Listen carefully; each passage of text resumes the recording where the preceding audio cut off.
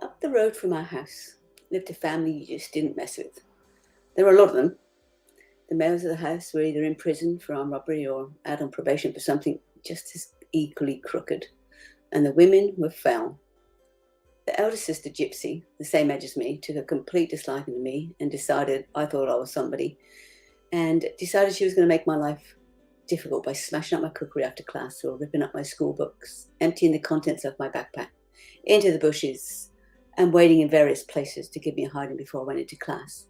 And she and a lot of her bully friends decided I need to be taught a lesson almost daily, and she tried to give me a beating daily. I say try, because nothing she could ever do could come close to the beatings that Arthur, my stepfather, meted out. Apparently I thought I was someone, like I said, just because I used to practice walking and talking, and I'd walk up the flight of 4 stairs in a science block with my books on my head. I'd seen it on the TV and thought it was a great idea. And from all the people watching, I concluded that people who dressed nice, walked with purpose, and spoke really well were treated differently and talked with and not at. And it seemed to attract a different level of kindness in conversation. And I really wanted that. So I watched and I learned. The younger sister of the bully family started smoking at age 11 and was a complete horror story herself, always stalking you somewhere, waiting to steal whatever you had, and giving you a hiding if you didn't have anything to steal. I remember both of them, with their stupid bully friends, follow me into the bathroom at the local nightclub. Unfortunately for me, I was in my own little world when I was dancing with my eyes firmly shut and singing along with the Bee Gees, singing, "Ooh." Yeah, I was that girl. But Gypsy's boyfriend decided to come over and talk to me. Now, I was only 15, I wasn't even supposed to be in that club, let alone have him talking to me. I decided I needed to go to the bathroom and get out before I got caught and things got messy.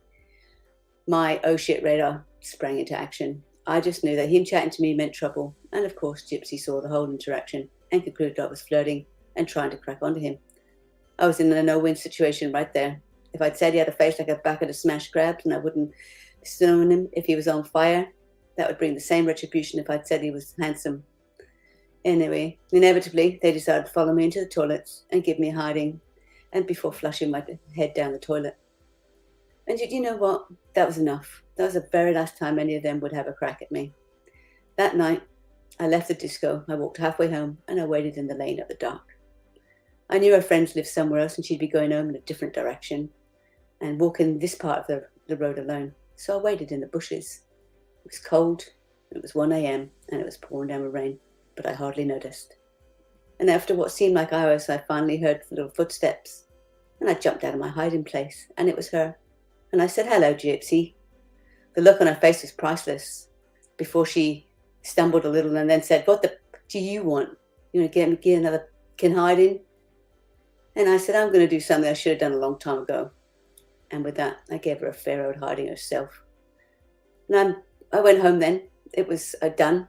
I didn't really think anything of it. I walked about,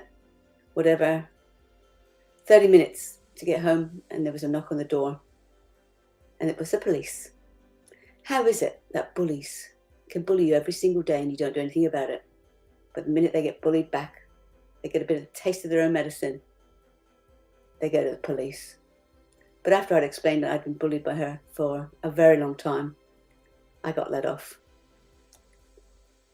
And that excerpt didn't even make it into my book, Making Broken Beautiful, because when the edits went out, I only just realized when I was reading it to decide what to read for my morning mindset that it wasn't in there, but it will go in the next edit. So I think it's an important part to put in there because bullying is something that I hate with a passion, and it's such a massive problem. and it goes on forever and it never seems to stop, and it happens everywhere around the world. So welcome to Morning Mindset. This is our series on making broken beautiful, living by your own design rather than existing by default. And this is about living intentionally, and today is about bullying. So like I said, everything about bullying to me seems pointless. Okay, they make you feel worthless and stupid about yourself. And there were several teachers at school that bullied me because I came from the wrong side of tracks. Right there, they decided I was at the year before I joined the school. It was an all-boys school. They had no idea how to treat girls or how to talk to them.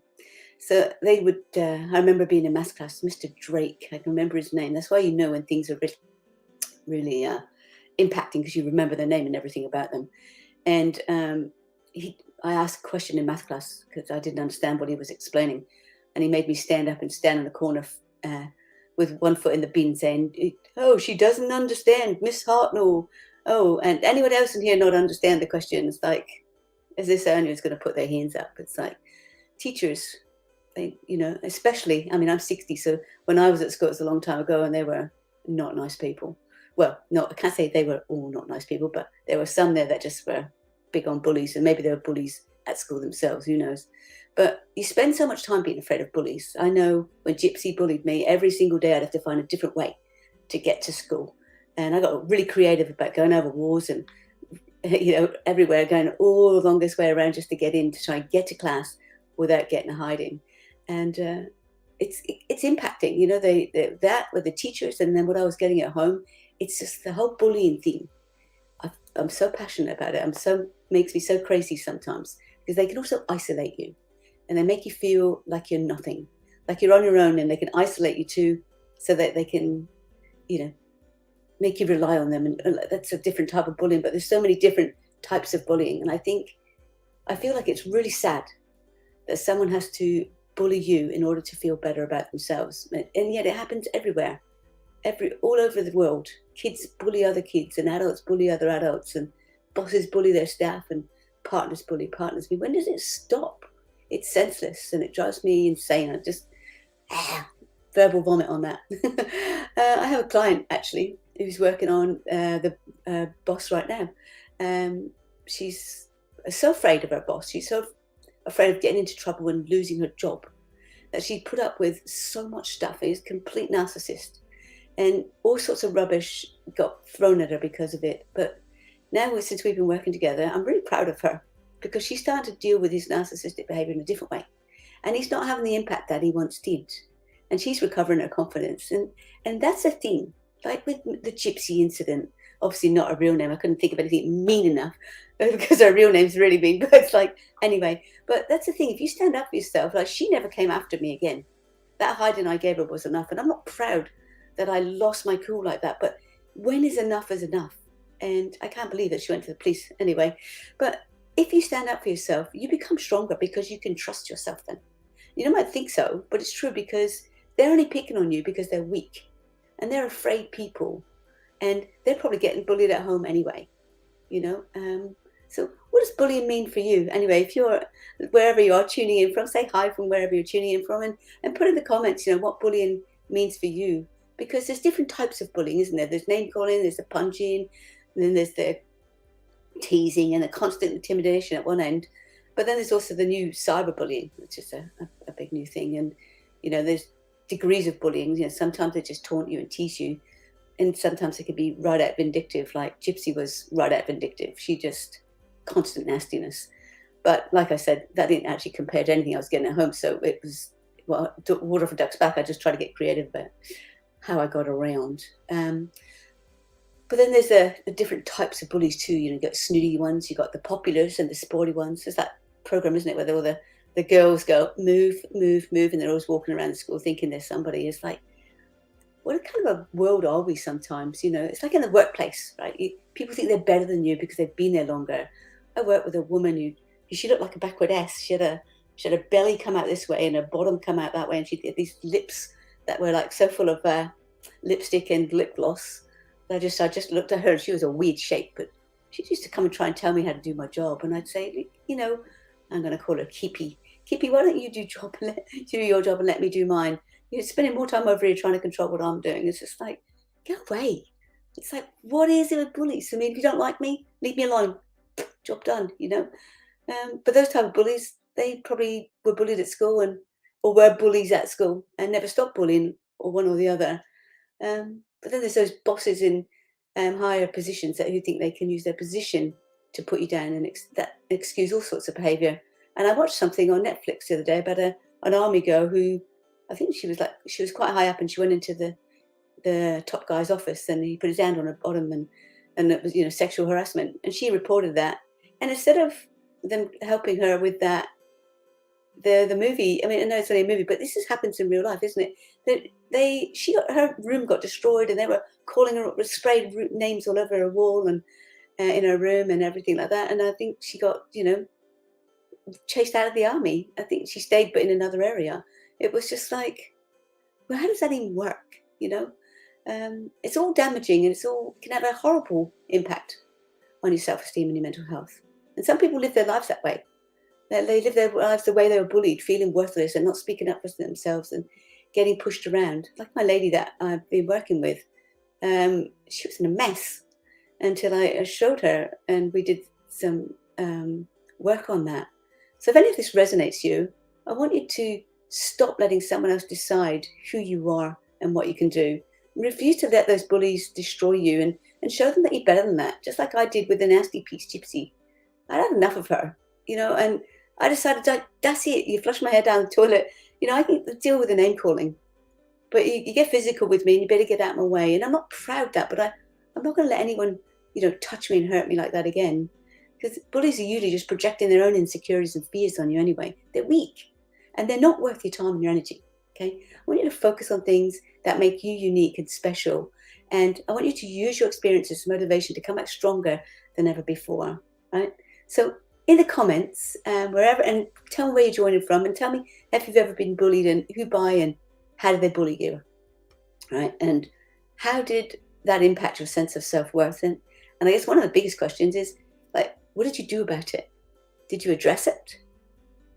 Or did you just let it be? Because I know so many people who just let it be. It's either in the too hard basket, or it's the too late now basket, or the it didn't really affect me basket. And I'm like, really?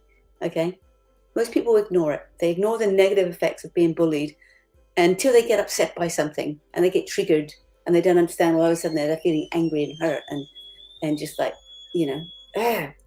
So if you don't address the consequences of that bullying, the impact can be huge, and there's loads of stats and stuff on how it can impact your self-esteem and cause anxiety and depression, and even self-harming behavior. I did a whole bunch of training for children as young as 8 years old, self-harming, and they keep their things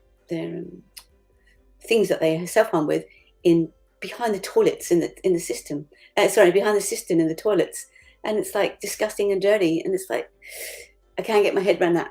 It's like, as young as 8, they do it in groups. It's just insane. But that's, again, another thing. But that's from bullying, right? So it can affect the quality of life you have. And then, all of that is absolute, it drives me crazy. Like I say, I get tongue-tied with it because I don't know what to do with it. But you have to understand there's another side too. And I'm very good at going, I want to see both sides of this. Because this is a side that doesn't get addressed very well, I feel anyway. And that's understanding the bully themselves, right? No one questions the motives of that bully, like what's going on in their life to make them act the way they are, right? Maybe they get beaten and humiliated at home and are taking their pain and hurt out on someone else. Now, this doesn't make any of it okay, I'm not saying bullying is okay, like all the abuse I suffered. I bet those people wish they were better people, right? But I think that when you understand both sides and you come from a place of understanding, you can stop taking their behavior personally, like it's something wrong with you. And it will lose its impact because it's not really about you. They're probably getting bullied and humiliated at home and feel weak and nothing. And they've got to recover from that. And they're going to take it out on the first person around them that they think they can get away with it. So, bullying is a two-sided thing, like everything is, all right? So it's never easy, and it can leave you feeling scared and alone and worthless. I know that. But the best thing you can do is stand up for yourself. Show them that you're stronger than they are, and you'll get through it, I promise. And you'll come out with an even stronger mind, because I know I won't let anybody bully me now. And that's it for me. I'm never going to let that happen. So my message to you is check out both sides of the story. It doesn't mean it's okay to be bullied, but know when you look at it and go, I wonder what's going on with them, rather than there's something wrong with me. And you'll get through it in a much better way, as I say. All right, that's it for me today. If you want to stay on at the end for the comments after the little outro with walking and choosing a different pathway, I would love to have you join me on YouTube. So next week, I am going to be tuning in from New Zealand and having fun on the snow. Stay tuned. And thank you again for being here. I truly appreciate your time, and I'm super grateful for you and your support, as always. If you found this motivating, I would love you to help others have the tools to change their lives for the better. And you can do that by by sharing these mini trainings with those you know will benefit. And if you want to keep up to date with all the latest trainings, be sure to join my online community and subscribe to my YouTube channel.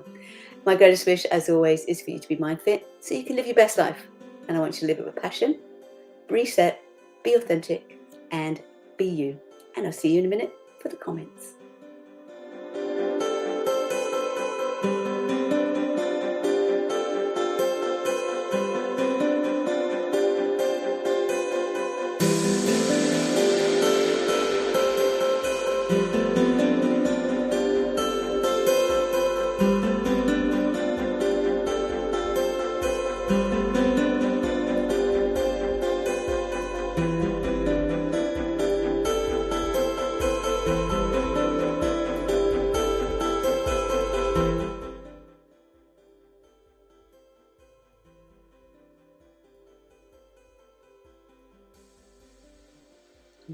And here they are. Hi Tech Mother, good morning from YouTube.